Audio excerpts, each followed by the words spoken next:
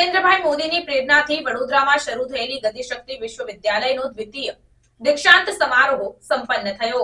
મુખ્યમંત્રી ભૂપેન્દ્ર પટેલે વડોદરા ખાતે વડાપ્રધાન નરેન્દ્રભાઈ મોદીની પ્રેરણાથી શરૂ થયેલી ગતિશક્તિ વિશ્વવિદ્યાલયના દ્વિતીય દીક્ષાંત સમારોહમાં સંબોધન કર્યું હતું।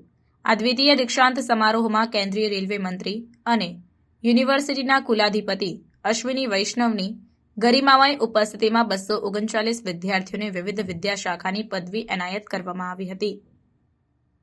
મુખ્યમંત્રી ભૂપેન્દ્ર પટેલે આ પ્રસંગે આઝાદીના અમૃતકાળમાં પોતાની કારકિર્દી શરૂ કરનારા ગતિશક્તિ વિદ્યાલયના યુવા પદવીધારકોને વિકસિત ભારત એટ 2047ના નિર્માણમાં મહત્વપૂર્ણ ભૂમિકા નિભાવવા આહ્વાન કર્યું હતું। વધુમાં તેમણે જણાવ્યું હતું કે ટ્રાન્સપોર્ટ અને લોજિસ્ટિક્સ ક્ષેત્રમાં કારકિર્દી શરૂ કરવા જઈ રહેલા વિદ્યાર્થીઓના જીવનમાં એક નવો અધ્યાય શરૂ થવા જઈ રહ્યો છે।